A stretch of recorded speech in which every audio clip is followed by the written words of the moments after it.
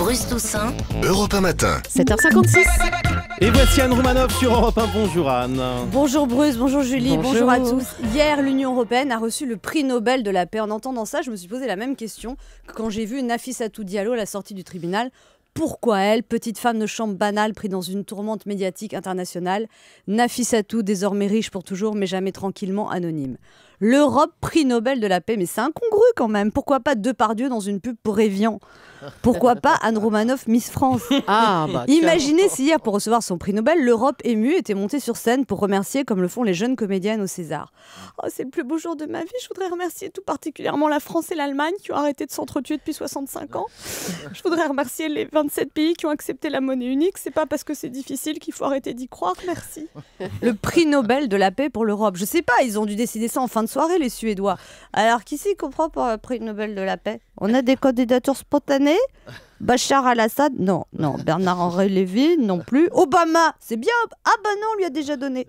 Oui, rappelez-vous, les Suédois avaient donné le prix Nobel de la paix à Barack Obama, alors que les États-Unis étaient encore en guerre avec l'Irak et l'Afghanistan.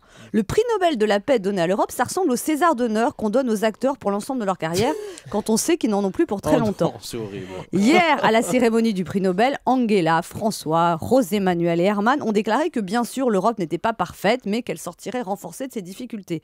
On aurait dit des musiciens en train de jouer Plus près de toi, mon Dieu, sur le pont du Titanic. José Manuel Barroso a déclaré à propos de l'Europe: ça n'est pas parce qu'une personne est malade qu'elle ne peut pas recevoir un prix et qu'elle ne pourra pas retrouver la santé. Sauf que là, l'Europe, avec 18 millions de chômeurs, elle n'a pas un petit rhume, elle est carrément méchamment grippée. C'est une bonne idée pourtant l'Europe, des pays amis, une monnaie unique, des lois uniques, sauf que les lois ne sont pas tout à fait uniques, ni les impôts d'ailleurs. Sinon Gérard n'aurait pas déménagé en Belgique. Après Astérix, Clavier est parti chez les Anglais, Obélix, Depardieu va chez les Belges, avec comme idée fixe d'échapper au fisc. Oui. Officiellement, Depardieu part en Belgique pour le paysage. Pour le paysage, bien sûr. Et il a chanté pour la fille du dictateur du Kazakhstan pour l'amour de l'art.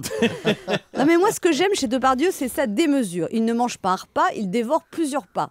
Il ne boit pas un verre de vin, il avale plusieurs bouteilles. C'est un ogre. Gérard, il ne parle pas, il éructe. Il n'a pas de petits emportements tièdes, mais de grosses colères sauvages. Gérard, quand il urine, c'est un torrent incompressible qui jaillit. Quand il jouit, c'est... Bon, je vais peut-être m'arrêter là. Oui, s'il te plaît. Gérard, quand même, avec votre taux de cholestérol et de gamma GT, allez vivre dans le pays de la bière, de la frite et du chocolat, est-ce bien raisonnable?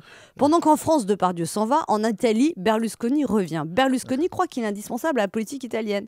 Un peu comme l'eczéma croit être indispensable à la peau. Mario Monti, qui essaye de redresser l'Italie depuis plusieurs mois, a démissionné quand il a appris la nouvelle. Il a dû se sentir comme une moquette d'Airbus A320 sur le chemin de Gérard Depardieu. Silvio Berlusconi, mis en cause dans des malversations fiscales, mis en cause dans des affaires de mœurs avec des mineurs, Berlusconi revient. Maquet, ça te dérange? Alors, avec le retour de Berlusconi, l'Europe, prix Nobel de la paix, n'est pas prêt de retrouver la paix. Bravo. Merci beaucoup Anne.